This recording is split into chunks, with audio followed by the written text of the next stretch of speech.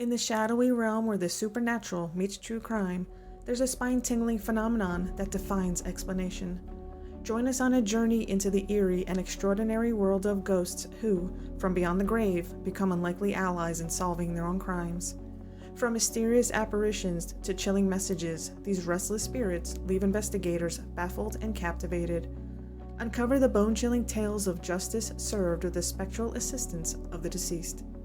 The first story we will cover is that of Teresita Basa. On February 21, 1977, occupants of the Pine Grove Avenue apartments called the Chicago, Illinois Fire Department in the early morning to report smelling smoke within the building. Teresita Basa, age 48, was found dead when firefighters located the fire's origin. The scene was promptly reported to the police.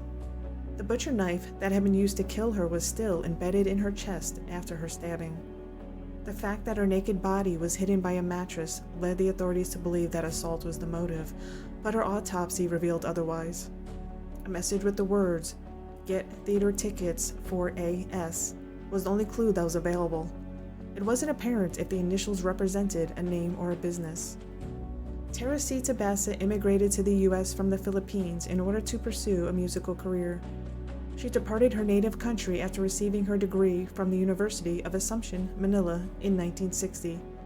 She was born in 1929 to a prominent business couple, Pedro and Socorro Basa. The drive to help others quickly took the place of this musical passion, though.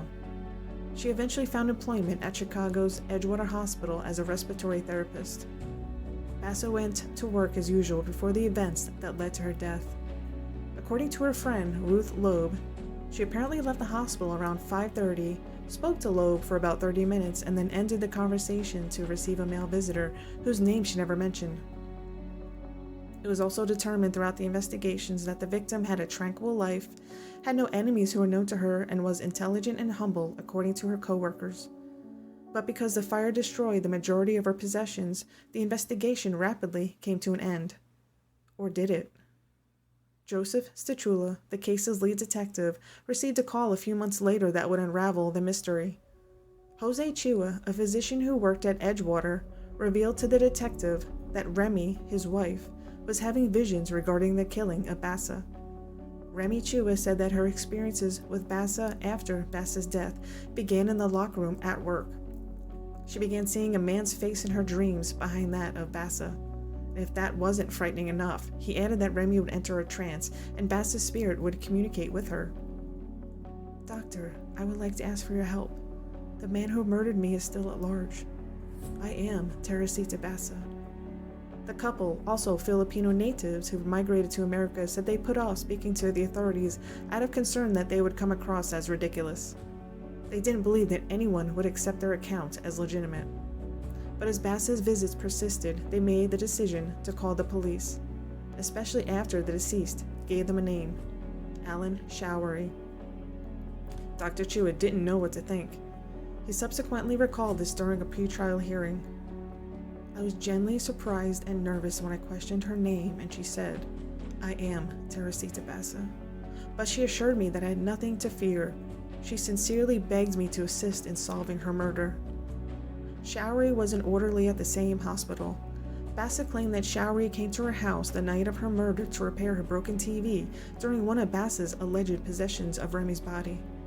But what started out as a pleasant visit turned deadly when Showery made the decision to steal an expensive pearl ring from France that had been handed down from the victim's mother. Even the phone numbers of people who can recognize the jewels were provided by the ghost. Despite how strange and absurd the case seemed, the detectives decided it wouldn't hurt to look into it further. Maybe they had a gut instinct. They discovered Yanka Kamluk, the suspect's pregnant girlfriend, at his residence. A breakthrough followed. In addition to observing the stolen jewelry in Yanka's possession, who told them Showery had given her the jewelry as a late Christmas present, they were able to confirm it with Basa's cousin, just as the ghost had said. Showery gave in and confessed to the crime after being forced into a corner and having no other way to explain the mountain of evidence against him. He would receive a 14-year prison sentence for his admission. However, after being granted parole in 1983, he only ended up spending 5 years. Teresita may have brought herself justice, but it's difficult to say for sure. After all, there are alternative possibilities that could rule out any supernatural involvement. Did Teresita truly return from the dead, or did her relatives and friends work together to solve her homicide? And if they did, why would they do so by pretending to be Basa's spirit rather than telling the police what they knew right away? Unless Teresita Basa's ghost was indeed present the entire time, the truth is only known by the deceased. Unfortunately, this case is yet another unresolved mystery. So tell me what you think in the comments. Was it fair for him to only serve 5 years? Elva Zona Heaster Shue, the wife of Erasmus Shue, was discovered dead in her house 126 years ago from what was initially thought to be natural causes. The following trial would go down in American history. A local boy that Erasmus had sent to ask Elva what she needed from the market discovered her dead in her Greenbrier County house. After doctors and Erasmus arrived to the scene, Elva was unable to be revived by a doctor.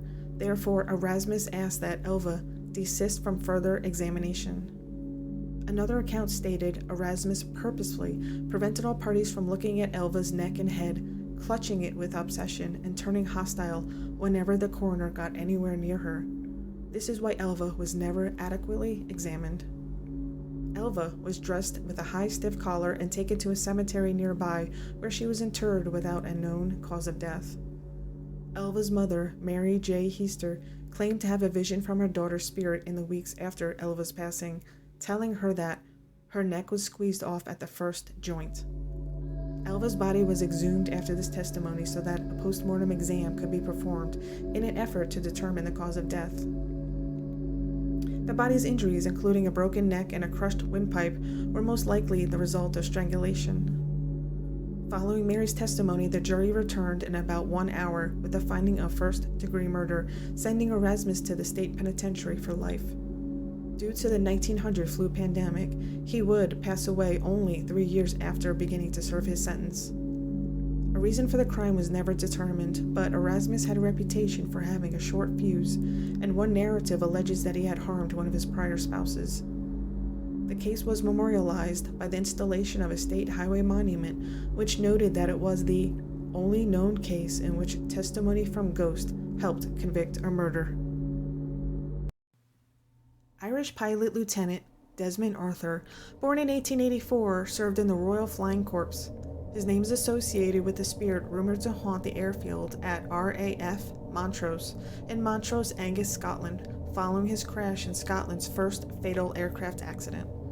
The British government looked into the case, which is regarded as one of the most well-known ghost stories from the First World War. The Irish county of Clare is home to Lieutenant Desmond Lucius Studdert P. Arthur, who was born there on March 31, 1884. He was the son of Thomas F. Arthur from the notable Clare family. His brother was Captain C.W.A. Arthur, and he also had a sister. Arthur attended Portora Royal School in Enniskillen for his education. Before being appointed lieutenant in the Army Motor Reserve in 1908, he was an avid sportsman who took part in speed trials for automobiles. On August 29, 1910, Arthur went to Leopardstown Racecourse for the inaugural Irish aviation meeting. Cecil Grace, whom he met there, cemented his desire to become a pilot. On May 27, 1911, Lieutenant Arthur was appointed to the 5th Battalion Royal Munster Fusiliers. He was well known for his sense of adventure as well as his unassuming manner and unfailing good spirit. After completing his trials in a Bristol Prior monoplane at Brooklands on June 18, 1912, Arthur received his Royal Aero Club certificate. On April 17, 1913, he joined the Royal Flying Corps No. 2 Squadron, located in Montrose. The first of its kind in Britain, Montrose Airfield was constructed in 1913 as an operational facility for the training of pilots for the Royal Flying Corps. As it developed a force of proficient pilots through the First and Second World Wars, the Flying Training School, like many others, experienced frequent crashes. On Tuesday, May 27, 1913, at around 7:30 a.m., Arthur's BE-2-205 biplane unexpectedly crashed while passing over Montrose during a regular practice trip from Upper Dysart to Lunan Bay. At a height of 2,500 feet during Arthur's descent, the right wing of the aircraft broke off, sending it crashing to the ground. Arthur struck the ground so hard that almost every bone in his body was broken, and he was killed instantly. He was discovered 160 yards from his equipment. Arthur's death was one of the first fatalities in the Royal Flying Corps and the first at Montrose. In Montrose's Sleepy Hillock Cemetery, he was laid to rest. A skilled pilot's crash startled the people of that day. According to a report written by the Accidents and Investigation Committee of the Royal Aero Club on June 21, 1913, the failure of an unknown mechanic to properly fix a broken spar was the cause of the crash. The plane's damage was thought to have been accidental and hastily repaired to avoid detection before it was transported from Farnborough to Montrose. On July 11, 1913, a government investigation began. M.P. William Joynton Hicks complained about a whitewash and Colonel Seeley's refusal to acknowledge the poor repair in 1914. A judicial inquiry into the military and naval air services was requested by the CEO of Pemberton Billing Limited in the spring of 1916 because certain officers had been murdered rather than killed by the carelessness, incompetence, or ignorance of their senior officers or of the technical side of those two services. A government commission formed on August 3rd conducted an official investigation into the disaster and came to the conclusion that the pilot was to blame and that it was a result of dangerous flying. A few years after the investigation was concluded, the ghostly sightings began. Soldiers started hearing phantom planes and hearing strange footsteps, as well as seeing a ghostly figure. A flight instructor stated he woke up in the middle of the night and saw a pilot sitting in a chair by his bed, while a pilot claimed he saw a fellow soldier in flying gear walk to the door of their dining hall before disappearing without entering. Another man who knew Arthur claimed that Arthur visited him in his room and attempted to speak to him, but he was not able to make any sound.